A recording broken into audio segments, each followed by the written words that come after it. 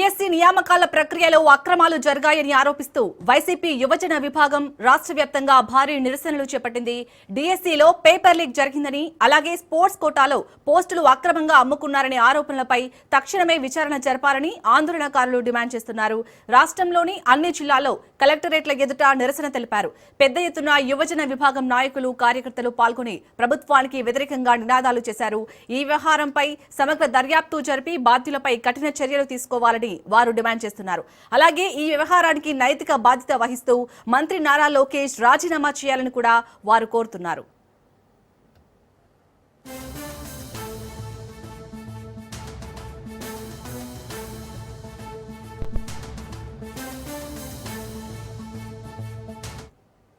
ఇక డిఎస్సి నియామకాల ప్రక్రియలో అక్రమాలు జరిగాయని ఆరోపిస్తూ అయితే ఇటు వైసీపీ యువజన విభాగం రాష్ట్ర వ్యాప్తంగా భారీ నిరసనలు చేపట్టినట్టుగా తెలుస్తుంది. ఇక ఈ నిరసనలకు సంబంధించి మరిన్ని అప్డేట్స్ ని మా ప్రతినిధి రమేష్ అందిస్తారు. రమేష్,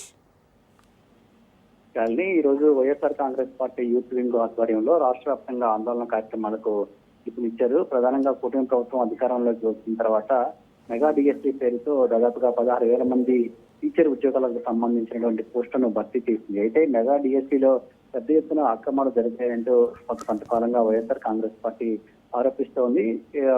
స్పోర్ట్స్ కోటాకు సంబంధించి అసలు ఆ స్పోర్ట్స్ అనుభవం లేని వాళ్ళకు కూడా ఉద్యోగాలు ఇచ్చారు. దీని వెనక పెద్ద ఎత్తున అక్రమాలు జరిగాయంటూ వైఎస్ఆర్ కాంగ్రెస్ పార్టీ నేతలు ఆందోళన కొనసాగిస్తూ ఉన్నారు. అందువల్ల ఈ రోజు యూత్ అన్ని కలెక్టర్ కార్యాలయాల ముందు కూడా ఆందోళనకు వైఎస్ఆర్సీపీ నేతలు పాల్గొంటున్నటువంటి పరిస్థితి కూడా ఉంది. గతంలోనే వైఎస్ఆర్ కాంగ్రెస్ పార్టీకి సంబంధించినటువంటి ఎంపీలు, ఎమ్మెల్సీలు విద్యాభవన్ లో విద్యాశాఖ కమిషనర్ తో సమావేశమయ్యారు. ఈ డిఎస్సీ అక్రమాలకు సంబంధించి విచారణ జరపాలంటూ కూడా గతంలోనే కొన్నటువంటి పరిస్థితి కూడా ఉంది. అంతేకాకుండా మొన్న ఈ మధ్యనే YSR Congress party student wing ఆధ్వర్యంలో కూడా పెద్ద ఎత్తున నిరసన కార్యక్రమాలు అయితే చేసినటువంటి పరిస్థితి కూడా ఉంది. డిఎస్సీలో జరిగినటువంటి అక్రమాలకు పైన సిబిఐ విచారణ జరిపించాలని వైఎస్ఆర్ కాంగ్రెస్ పార్టీ నేతలు కోరుతూ ఉన్నారు. అదేవిధంగా ఆ శాఖకు మంత్రిగా వ్యవహరిస్తున్నటువంటి నారా లోకేష్ తన పదవికి రాజీనామా చేయాలంటూ కూడా వైఎస్ఆర్ కాంగ్రెస్ పార్టీ అయితే డిమాండ్ చేస్తుంది. రానున్నటువంటి రోజుల్లో కూడా ఈ డిఎస్సీలో జరిగినటువంటి అక్రమాల గురించి పోరాటం చేస్తామని మాత్రం వైఎస్ఆర్ కాంగ్రెస్ పార్టీ నేతలు చెప్తూ ఉన్నారు.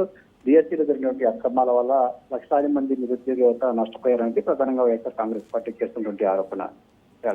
Right, thank you Ramesh.